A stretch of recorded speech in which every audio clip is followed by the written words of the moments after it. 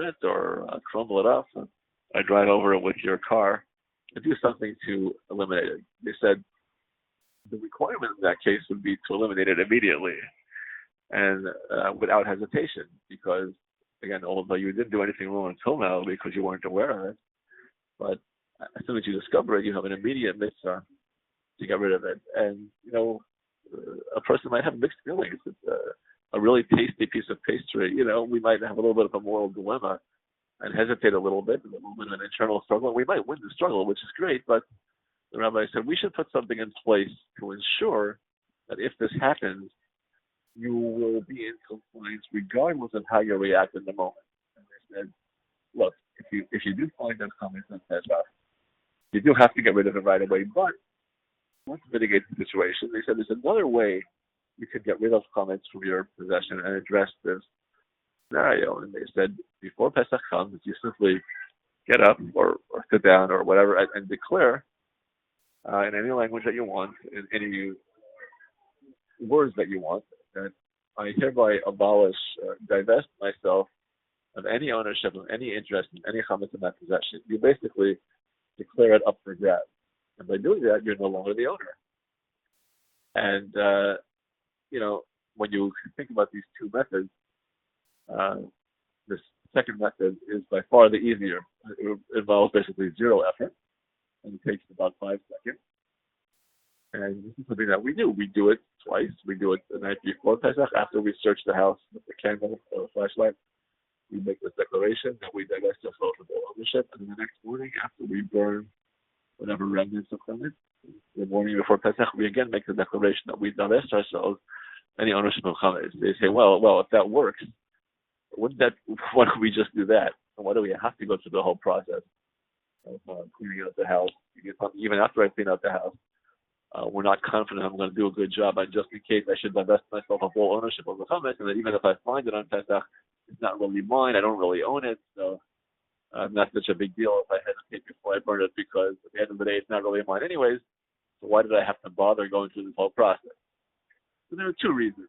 They're both pretty intuitive and pretty obvious. The first reason is what I started to say before, is that if you're going to have a house full of bread, cake, cookies, pastries, then you'll say, well, I'm just going to declare it all ownerless. First of all, who are you kidding? It has to be serious, and you have to at least mean it. And it's hard to imagine that everybody will do that and actually need it. And they have a warehouse. What if a person has a business? What if they have a warehouse full of chametz or a closet full of expensive scotch and all kinds of grade-based products? Are they really going to say this declaration and actually mean it? And secondly, second concern was that, and that's what I alluded to before, is that you're going to make the declaration, and maybe you'll even mean it, and maybe you'll do it with the full intention of having this color completely off limits for the entire week, but what's going to stop you from inadvertently popping some of it into your mouth without thinking when you're surrounded by it? And because the rabbis were mindful, and this is one of the reasons that there are so many restrictions attached to this mitzvah, is that unlike other foods like pork, for example, or even cheeseburgers, we're all used to the idea that we don't eat pork, we don't eat cheeseburgers.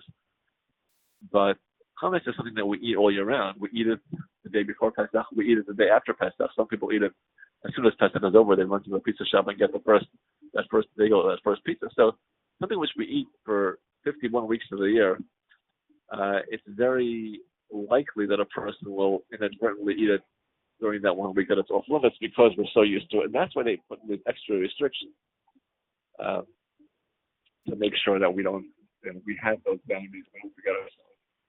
But there is another reason, and that gets into some of the concepts behind it. The Torah itself also attaches a higher degree of, I don't want to say importance, but a higher degree of stringency to this mitzvah. It has to do with the various penalties the Torah attaches. That's a measurable thing. It says that the Torah has prohibitions and it has requirements, right? There are do's and don'ts. It says the Torah typically does not give us a clear indication of the reward for the do's, for the part of the court. The Jewish courts don't reward you. God rewards you. It's not the job of the rabbis to give you a prize for doing a mitzvah. The Jewish courts are required to impose certain discipline, and there are certain penalties that are imposed by the court when we do the wrong thing. Not in all cases. Sometimes it's left up to heaven, but in some cases the court does have a mandate to impose the law, like in any court system. But the rabbis explain that Hashem specifically did not give us, or not only the courts, but any of us, any kind of real any information or understanding of what reward a person gets for a mitzvah, or the relative levels of reward. Even to say this mitzvah gets more reward, this mitzvah gets less reward. That's not something which we're privy to typically, and it gives an important reason. It says that the king had an orchard, and he invited all the citizens of the kingdom to plant fruit trees in his orchard during the course of a particular day. And on the appointed day, all the citizens came, and each one spent the day doing what he could to beautify the king's orchard. At the end of the day, they lined up to receive the reward, and the king said, you planted an apple tree, you get 3 gold pieces. You planted a peach tree, I'll give you 2 gold pieces. You planted a lemon tree, I'll give you 5 gold pieces. So afterwards, they asked the king, clearly some trees are more valuable to you. You paid more for those trees. Why didn't you tell people in advance which ones were more important? The king said, I wanted an orchard filled with all kinds of trees. And I knew that if I said that the lemon trees were the most valuable, then everyone would just plant lemon trees. I didn't want that. I wanted an orchard filled with every kind of tree. For that reason, Hashem did not give us an insight into which mitzvahs earn greater reward, because then we would all do those mitzvahs, and we would, in our minds, minimize the importance of the other mitzvahs. So Hashem didn't tell us. The obvious question on the analogy is that in the case of the orchard, everybody is going to plant something, but each person is only going to plant one kind of tree.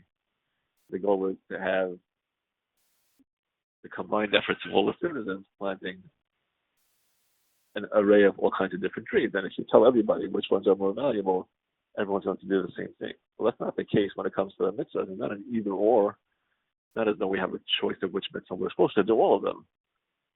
That's what the mitzvahs were given to us, to fulfill all 613. So by telling you that some are more valuable and some are less, that's not a reason to cut corners on any of them, because the Torah was given to us in a way that we should be able and we're expected to fulfill every single one. And what the rabbis are explaining to us an important insight into human nature, and I think we can all recognize this, because it doesn't really make a difference. Though it's not quite the same as the analogy, but the result is the same. It's just as a person planting an orchard was only going to plant one tree, but he's obviously automatically going to search the one tree that's more valuable. By the same token, even if you tell somebody that I want you to plant 10 trees, and I want you to plant one of each, the fact is, knowing which one is more valuable and which one is less valuable, you automatically attach greater importance to the more valuable one and lesser importance to the one called less valuable one, even if they're all important. That's the latest with the mitzvahs. Hashem knew that, okay, we're supposed to do all the mitzvahs, but once you tell me that a certain mitzvah gets a greater reward, that automatically means that a different mitzvah gets a lesser reward. And what does lesser mean? The reward for any mitzvah is infinite. But we human beings, we work with comparison.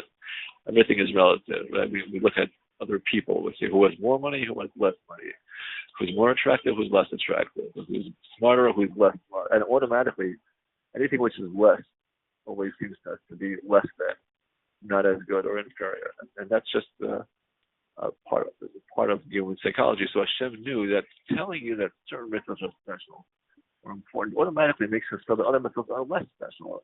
That doesn't make much sense, because they're priceless and infinitely valuable. And nevertheless, we have a very hard time as human beings appreciating, something that's been less than something else. And therefore, Hashem just doesn't tell us. Now, that's, I suppose, not the case with the prohibitions and the restrictions. I imagine that's not so because, when it comes to doing something, doing a positive action, performing something, we have a certain amount of time and effort, and we're going to perform better when we feel that a mitzvah is more important and perform less. We feel that a mitzvah is less important, and therefore we need to feel that all of them are equally important. When it comes to restrictions, it's simply don't do this and don't do that, and we shouldn't do any of those things. And it's okay if we know that certain things carry with them a higher level of a higher penalty, etc. So it happens to be that the Torah does attach, again, aside from the fact that the Pesach restrictions are harder because we're more familiar and we're used to eating chametz during the year, and it's easier to forget ourselves. Also, too, the Torah attaches a higher level of severity to the prohibitions, and the rabbis consequently also attached more restrictions and safeguards around the prohibitions. But that all kind of begs the question, and I think it's the something which, as I got older, it struck me more and more.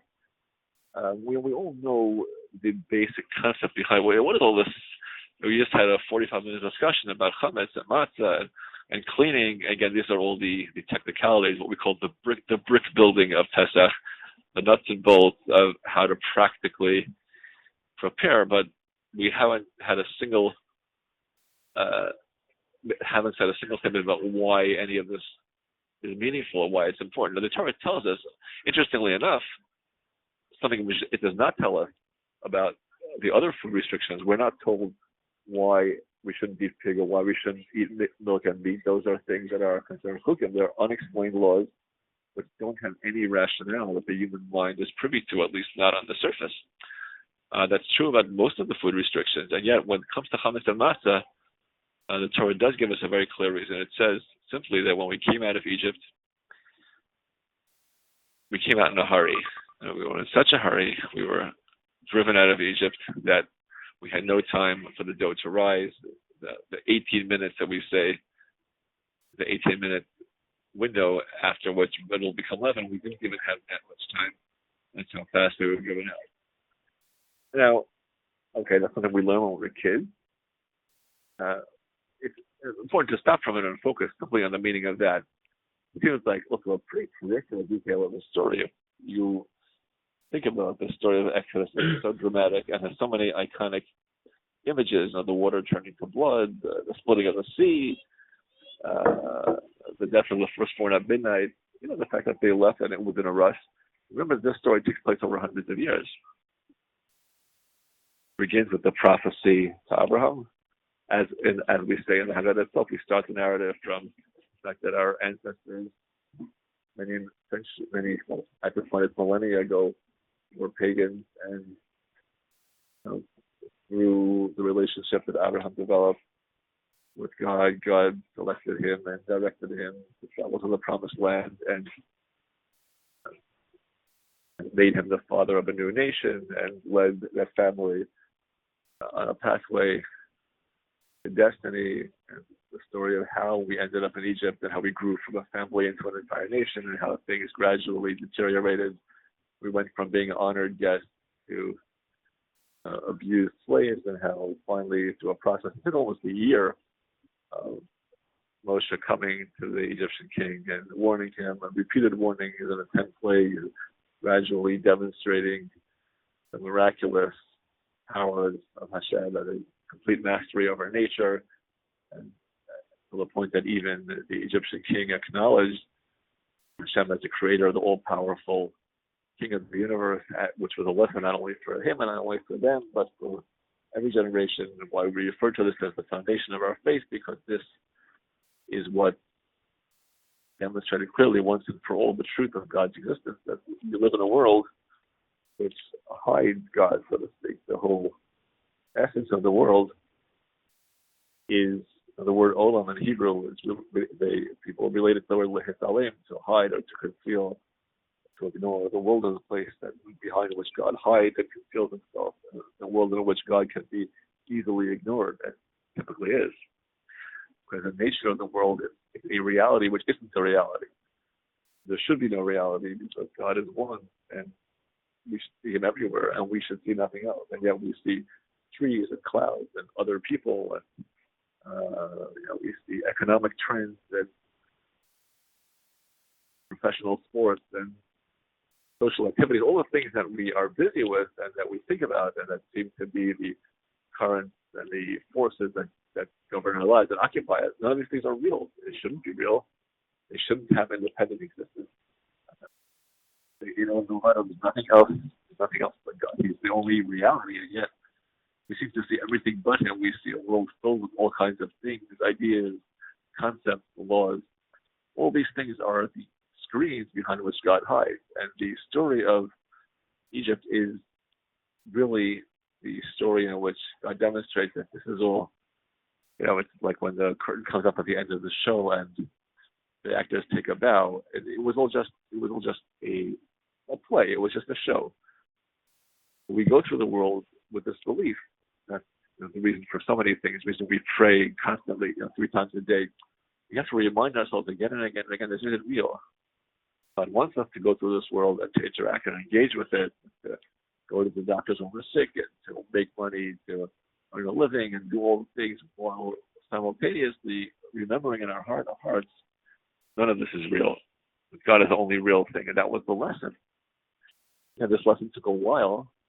It wasn't over even after the Jews left Egypt. Again, there was the splitting of the sea, and then after that, the Jews traveled through the desert for 40 years.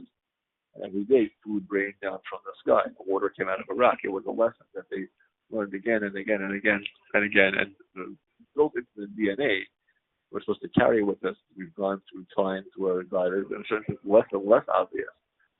But we've gone from the time of miracles to ever since the destruction of the temple, the world has seemed, in many cases, to be a dark time,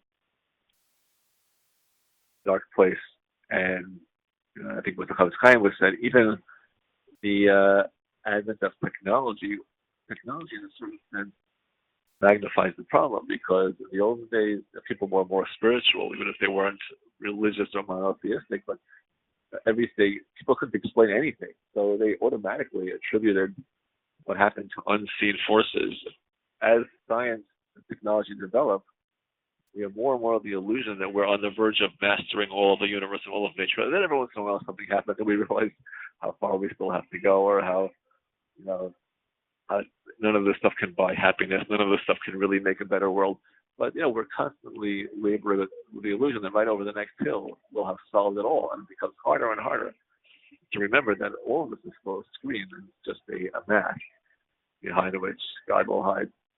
But, again, with all that in mind, why is it so important that they left Egypt in a hurry?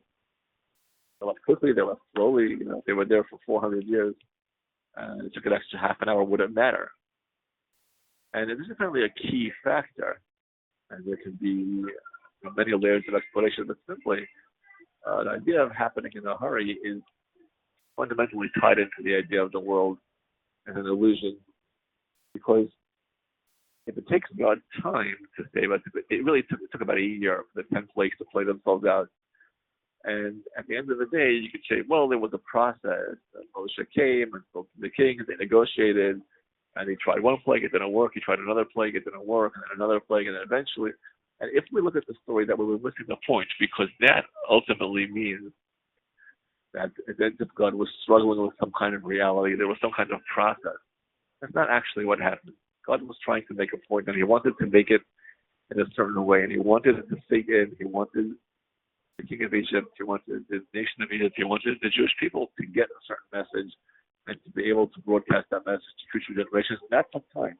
It took time for people to learn and understand. But how long did it take to free the Jews? It didn't take any time at all. And that's the lesson of the Matzah.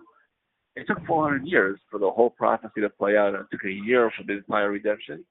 But the actual Exodus was instantaneous. Because if there is no reality other than God, then there is no barrier. There's no barrier of space. There's no barrier of time. There's no barrier of science. There's no barrier at all. And that's what the Matzah tells us. It's just bread and water and nothing else. There's no process. There's no fermentation. Things don't have to percolate and develop. It will happen exactly at the moment that God wants it to happen. Not a moment before, but not a moment after. And just to complete the circle, we'll have another couple of weeks to talk further, hopefully before Passover. But just for purposes of this discussion, when we talk about all of the effort and investments, you say, well, okay, that being said, so we have this concept of the Exodus, we have this lesson about God being the only reality of nature, and we have the idea of an instantaneous Exodus. So if that's the case, shouldn't that lesson be delivered in some kind of emotionally moving way, and shouldn't we be able to deliver that lesson rather quickly? It's almost as if we're doing the opposite. We spend days and weeks cleaning our houses and scrubbing for crumbs. It seems so mundane and so uninspirational. It seems to be almost the opposite of the lesson that we're trying to convey. This lesson of soaring a 0 to 60, a quick flight to freedom. And we have this slow, grinding, and very demanding process. But again, we have to refer back to the process of planting and building.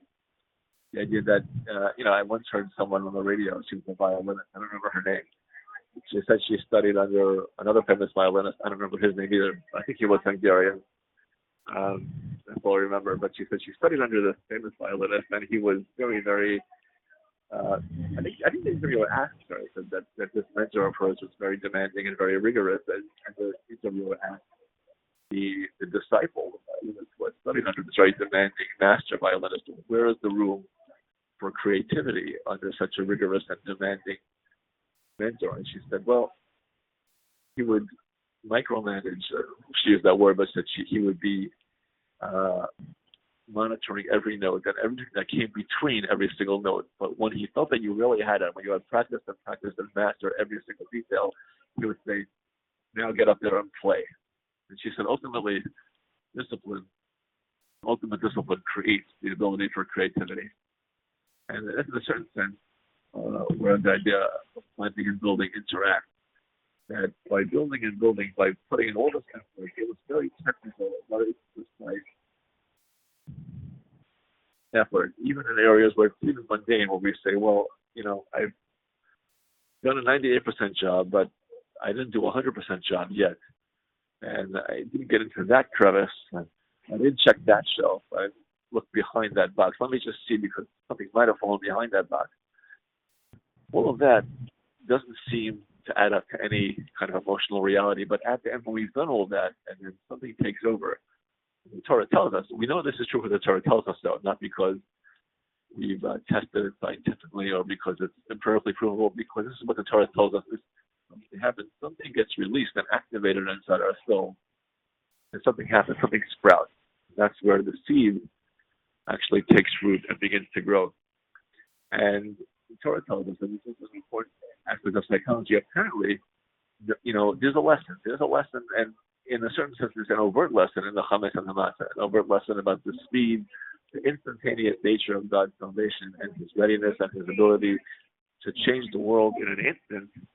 That is communicated to us with Chametz and Matzah, and apparently, knowing that these prohibitions are so important, and knowing that so much effort is involved, and putting in the effort to fulfill these laws, pages and pages, and chapters, that all of that helps drive home the message. I'm thinking of, you think of a power tool, maybe a jackhammer that breaks up huge blocks of concrete, and you can think of maybe there's a small point. Maybe the point is actually sharp and very thin and very narrow, but what gives it the force to break up that concrete is the huge apparatus, the gigantic engine, all the fuel and energy that turns the motor, and all of that energy is focused on that little point that drives its way and blows the hole into the concrete and breaks up the huge blocks and gets some soil underneath. And in the same way, all of this halacha, all of these mitzvahs, all of this effort and this time and this focus, and all of what we invest in ourselves in fulfilling these mitzvahs, aside from the fact that it's really enough for us to know that it is a mitzvah, and it's what our Creator has asked us to do. But if we're given an actual rationale, as we are in this case, that it reminds us of these lessons, I mean, if the Torah is telling you that you may not realize it, but when you crawl under the couch to look for that elusive piece of cookie, you should know that this is driving a wedge into your heart. It's driving this lesson and penetrating deeper into the hard surface of our minds and our hearts, and it's softening the ground to plant those seeds, even if we don't know how it's doing it, and it never would have occurred to us that this was the way to do it, but the Torah tells us this is the way. There's a part of us that makes that connection, and a part of us that knows that this effort to do all these technical mundane things is actually implanting within us these deep concepts of faith and belief that this is the way and it's the only way to really get it across. People can write books, volumes and volumes about the ways to create faith and to live with faith, but the Torah has the prescription.